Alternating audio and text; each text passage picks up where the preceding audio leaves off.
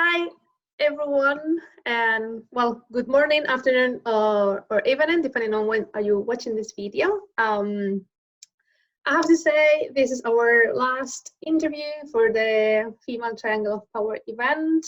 We will continue with the Female Triangle of Power, but I need a little bit of a break from the event. It's been a little bit exhausting, so well, this is the last one, and I have to say it's a really good one because we're going to talk about feminism. And I have Marta with me. Welcome, Marta, and thank you so much for agreeing to be part of the Female Triangle of Power and also to be part of the event and letting me interview you. Marta is from Spain, but she's been living in Swansea for the last 5 years, right? Yes. She's an architect. She works she works in a local studio, and she also has can I say Instagram? Is it okay? And she collaborates as well in a blog about architecture, and she has a branch of the blog just talking about female architectures. But I'm gonna hand it to her. She's gonna explain you a little bit better what she does. Hi everybody, thank you Olga for having me here. It's an honor. As Olga has said, my name is Marta and I'm from Spain. I'm an architect and I've been living and working in Swansea for 5 years. But I also consider myself an activist and a feminist. And I got in contact with, I met feminism when I was at university. And actually through politics, but also through architecture, because me and of course my colleagues, we realized that there is a disappearance on the history of architecture. Female architects disappeared from there. So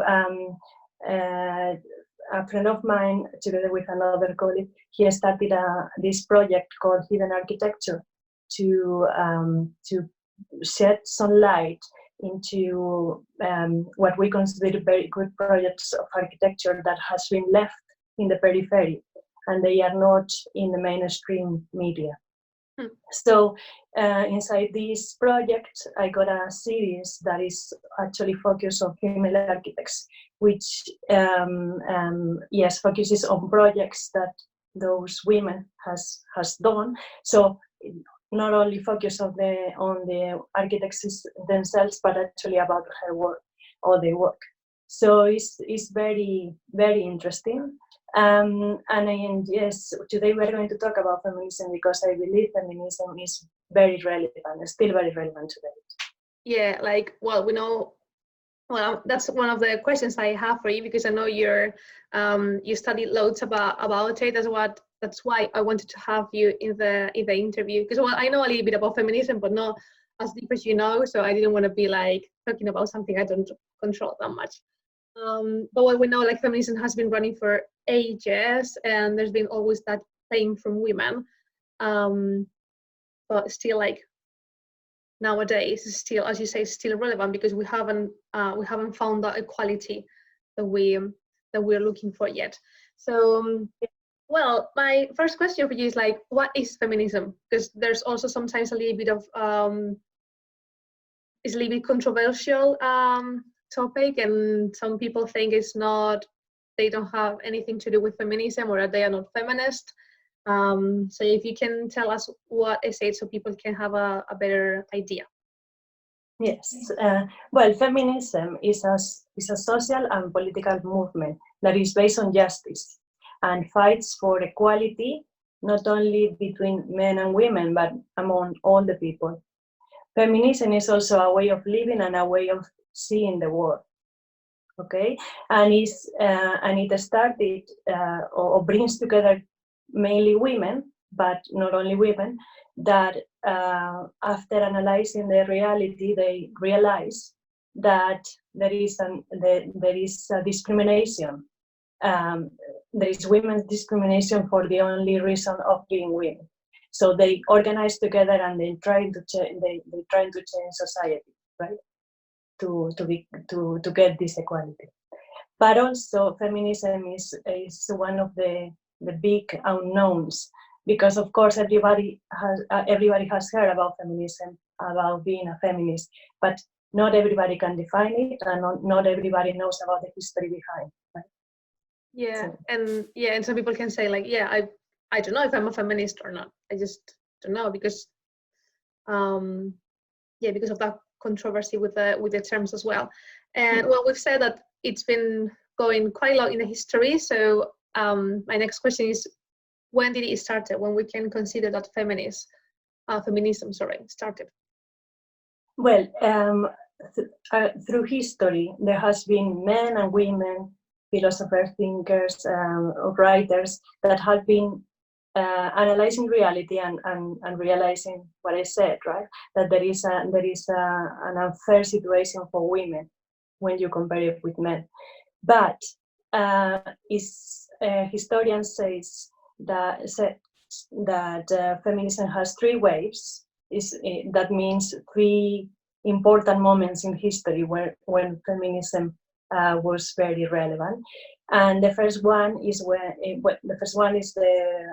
French Revolution, the beginning of the 20th century with the suffragettes, and then the 70s and 60s with the movement rights, the women's rights movement and the women's liberation movement.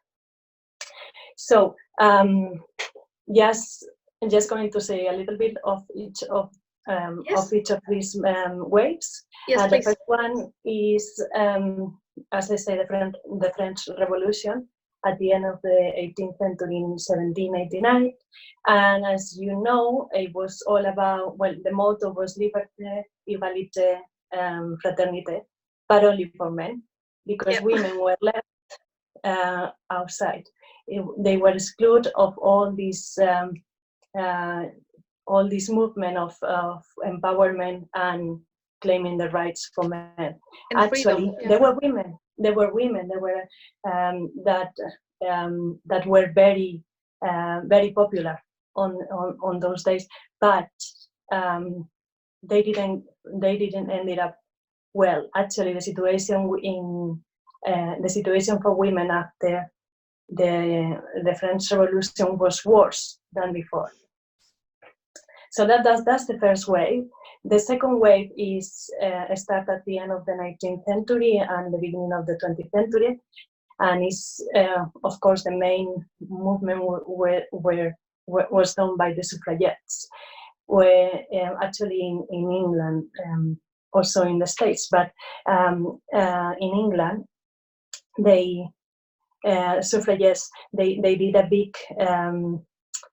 They create a big movement. They started what is everything that we know today that is considered like pacific ways of fighting, like Pacific revolutions, massive hunger strikes, massive demonstrations, and after, well, just to give you some facts, the first bid or the first application for getting the rights to vote for women was put in the British Parliament in 1832. Wow! And it wasn't until after 85 years later when they actually got it in 1917, after having submitted 2,588 petitions in the Parliament. Wow. Yeah. So it was a long it was a long fight. So now everyone, now we can vote, and for us it's super normal. It's like, well, we can vote. Like yes, we take it for granted, as many other things. Some historian says that the end of the second wave, which is very linked to the beginning of the third wave, the end of the second wave is considered to be marked by the book The Second Sex by Simone de Beauvoir, the French philosopher, that she wrote in 1949. And she wrote it because she started analyzing herself, and she asked herself, what impact has had in my life the fact of being a woman. And then she asked herself, what is a woman, right? And she then wrote this famous quote that one is not born, but rather becomes a woman. Meaning that it was a social and the social and the cultural constructions what defines the figure that the female human takes in society, right? The form.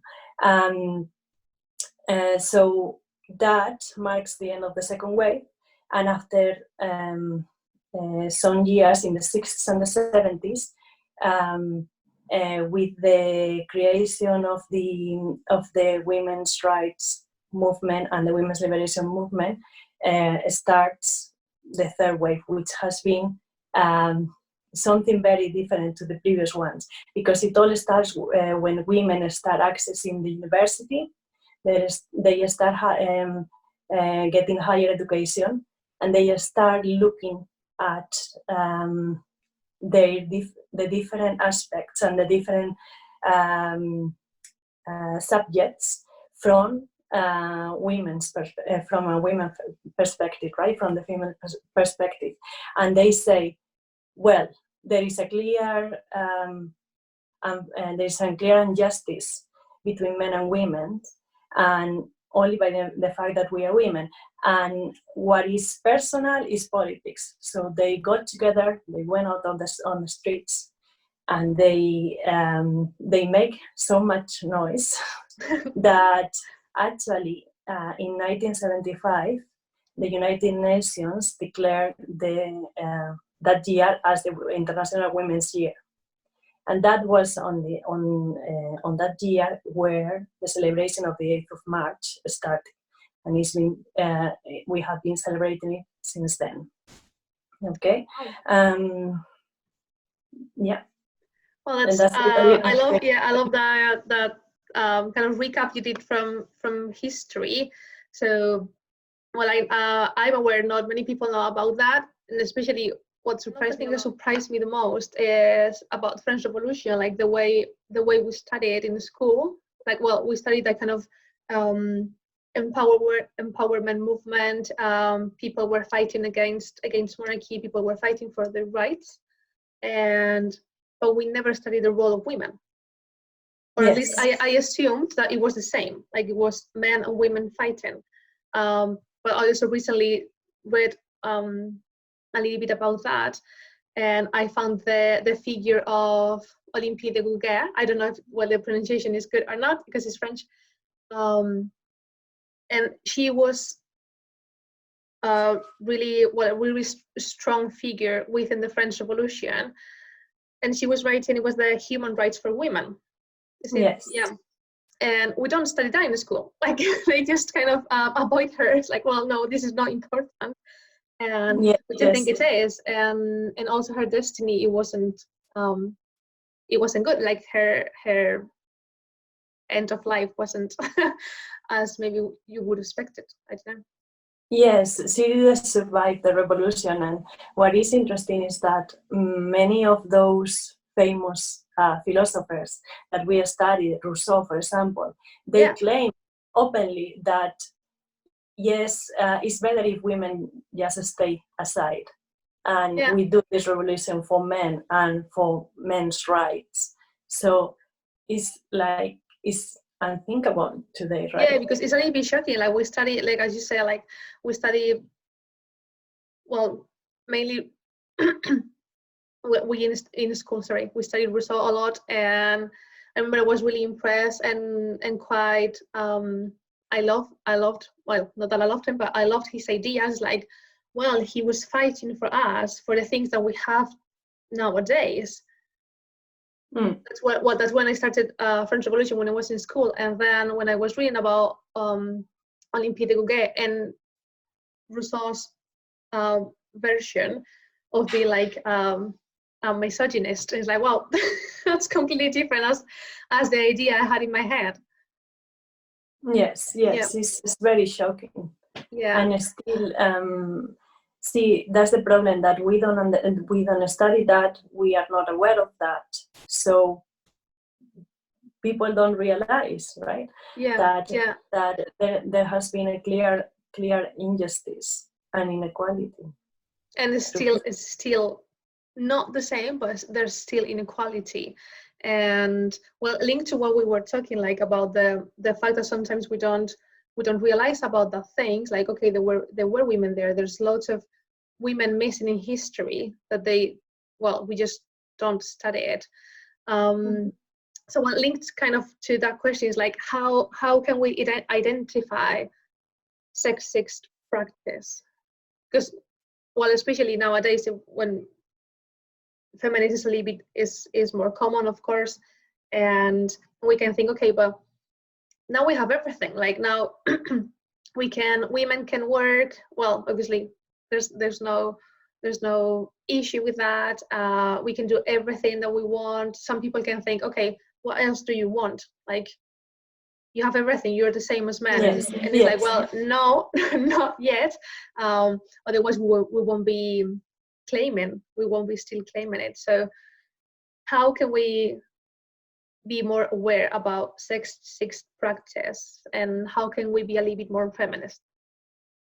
Well, it's clear that there are a lot of views about, different points of view of feminism, and there are a lot of women that don't want to call themselves feminists.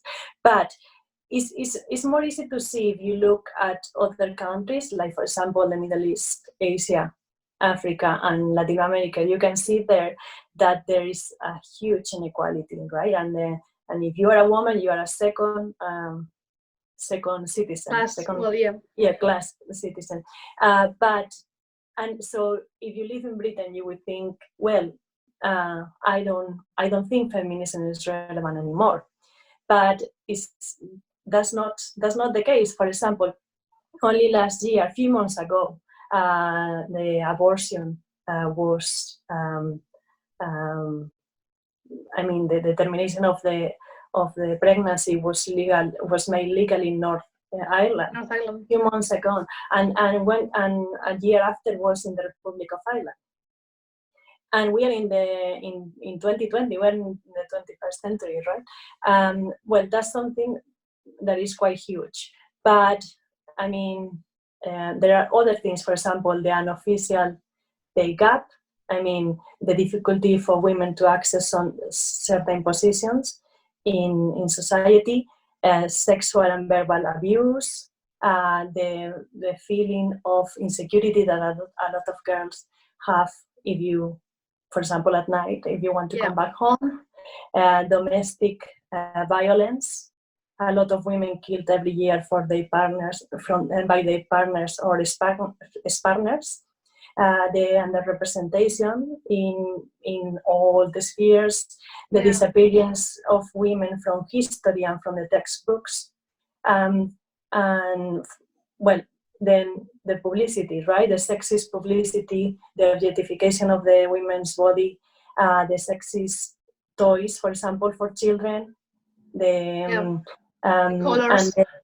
Yes, and the assumption or the idea that everything that has to do with care and with housekeeping is for women, right?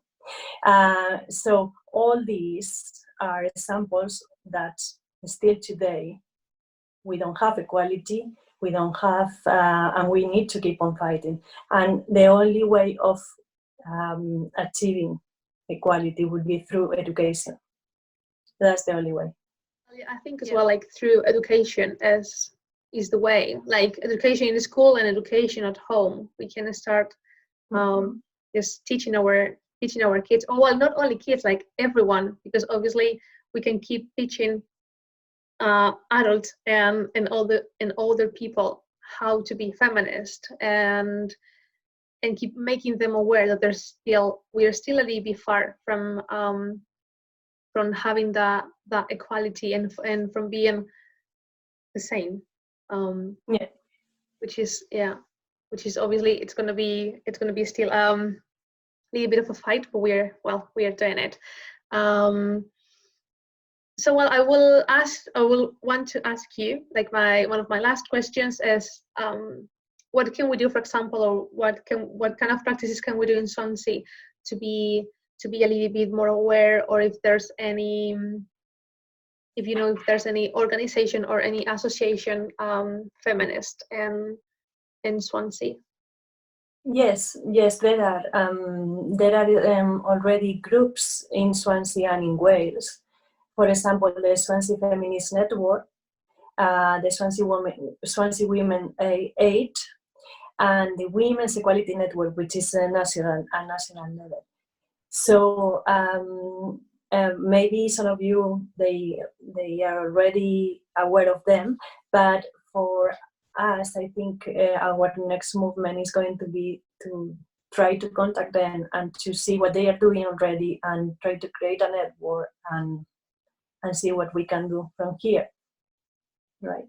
And I wanted to say a little bit, because what I would like is for the next Women's Day next year to do something in Swansea. I mean, there are of course events already. The last years I've been taking part on some, but they seems to be quite like small gatherings organized by different organizations. Some of them, the ones that I already said, but for example, some political parties as well, the Labour Party, the Socialist Workers' Party, NHS, the universities in Swansea, they are organizing things, events about women. But I wonder if wouldn't be better, or if we can add on top of that actually a gathering together, women, men, and everything who wants to fight for equality, get together on the 8th of March in the streets and meet us, meet each other, support each other, and realize that we are many and we can change things. So I want to talk about a couple of one event that was done last year in 2019 here in Swansea by the Socialist Workers' Party. It was called, well, actually it's called Women, Resistance and Revolution was called, and it was organized in the Cinema & Co. And it brought together 4-5 women in an international call via Skype, and they talk about their involvement as activists in different social issues, or in different social fights that they've been taking part. So there was a woman from France, from Ireland, from England, and from Spain. And it was very, very encouraging, very, very inspiring. And they were actually fighting for real things. For example, for the abolition of the discrimination of abortion in Ireland, for against all this domestic violence and the struggle of women in Spain, and the education strikes in England that were going on last year. So it was very, very encouraging. It was also, quite. Sorry. You were there. I was there, and it was like really, really emotional and empowering as well. And it was like we need to keep doing something like this. We need to keep making people aware that we still have to be fighting for feminism, and obviously we need to be doing that every single day, not only in the 8th of March, but the 8th of March is the day to remember and to tell the world that we still need this. And so, well, as you said, we were having kind of our conversations about that, about doing something bigger in Swansea. I of course I agree with what you said. Like, there's lots of events. I work in university, and obviously we have, like, for the whole week, we have events or small actions that we can do, and university encourages us to participate in them. But it's like we could do something together, because if there's Trinity St David's University, Swansea University, the NHS, plus all the local organizations or national organizations, we can get together. We can, because obviously we can build something bigger. Because, well, I wanted to say a little bit about the 8th of March in Spain in 2018, which was huge. It was unprecedented in Spain, because in Spain, of course, as in many other countries, the women or the society has been celebrating the Women's Day, the 8th of March, since 1977, I think it was. But in 2018, it just went huge. And I wasn't there because I was here in Swansea, but I was talking to all my friends, to all my relatives, and they were telling me, I was following the press, the news, they were telling me that they haven't seen anything like that in their life, and it was really a push, like an extra energy for keep on going the rest of the year, right? So what happened is that a commission called, like, among the feminist groups, a group of women got together and they created the 8th of March Commission. So they spent the whole 2017 going around the country, meeting people, meeting different organizations, especially women organizations. They were telling them, next year in 2018 we want to do something huge, and they did. I mean, they organized, they created a network. They got in contact with the unions, and they created a manifesto, right? So that day, they agreed with the unions that a strike was going to be, announced or encouraged. So this commission wanted to do a 24-hour strike, but that was very difficult. Well, not very difficult, but it wasn't followed by many people. But what was followed by many people was the walkouts, the breaks, during the working hours. In the day. Yes. So they say about around 6 million people got involved in the strike, and there were events around 120 cities. And that evening in Madrid, there was a huge demonstration. And they say around 1 million people, mainly women, marched through the main streets in Madrid, and there was not a single incident. And it was an atmosphere of party, of happiness and celebration. Yes, totally. So that's something, and you can see videos. That's something that is going to be there for history. But an important thing they did was to create a manifesto, and this manifesto had 4 pillars, and because they of course wanted to draw attention to say to the rest of the society, hey, there is still a lot to do, a lot of things to do. So that manifesto has, or that strike was about labor, care, consumption, and education.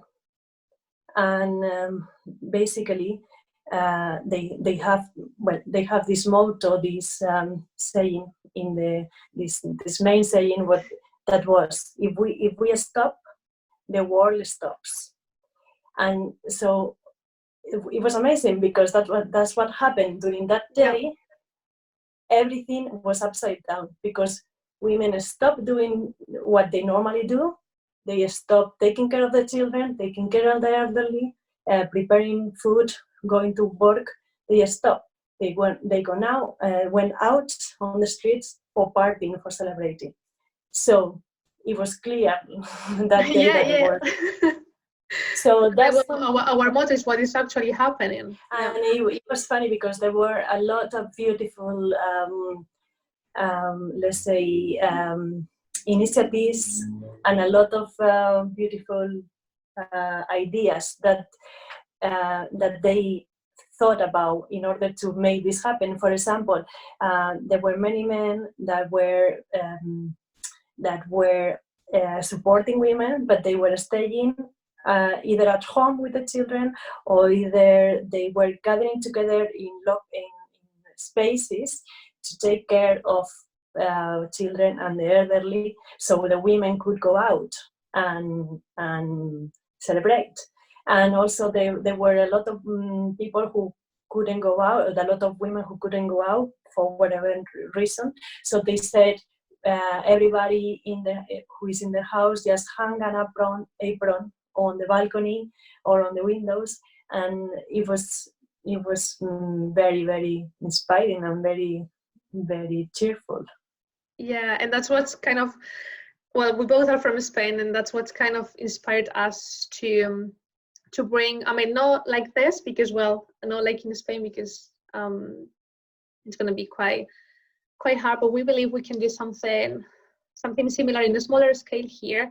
And when we were in conversations about that, like in the last International Women's Day in March, we were talking about that, like we should do something here. We should try to bring all the organizations, communities, and big organizations, as well as the NHS, universities, Swansea City Council, just bring all of them together and celebrate the 8th of March all together, but also start doing like these smaller actions before during the year, like just maybe going to schools to talk, having meetings with feminist organizations as well, and see what can we do all together to keep fighting together and to keep making people be feminist.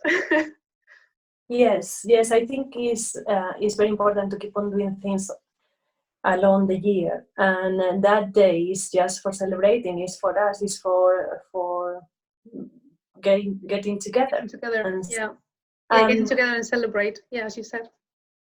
One of the things that and many women that I was talking to after the 8th of March of 2018 was that they have something had changed in their inside those women, that actually days after that day they were bumping into women or crossing women on the streets, and they were looking at each other saying like, we did it. Like it was very empowering. Yeah.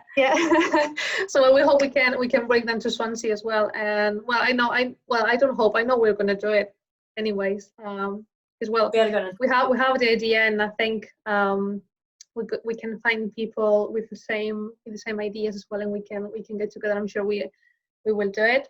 So, well, I know we've been talking a lot. I could spend the afternoon talking to you, but well, my last thing and I ask this to everyone: if anyone wants to contact you to ask you or anything, how they can do it. If you want to contact me, just do it through my Instagram or my Facebook account, and it will be appearing there. And I will be happy to talk with you. And of course, we are also going to go and get in contact with those. Yeah, we're gonna go and knocking at some doors. Yes. So, well, thank you so much, Marta. I really enjoyed, because we had like a little bit of history education, and then we had our discussion, and we also told people what we want to do in Swansea for the next International Women's Day. And well, thank you so much for being part of the event and for closing the event. I wanted to do something special, and I think this has been special. So thank you, Olga.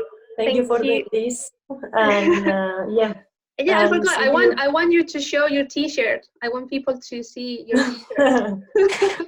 Yeah, I put it for the occasion, but yes, I couldn't. So yeah.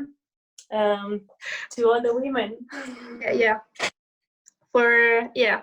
By women for women. Yeah, there you go. So, well, thank you so much, Marta, and thank you all for watching and supporting us.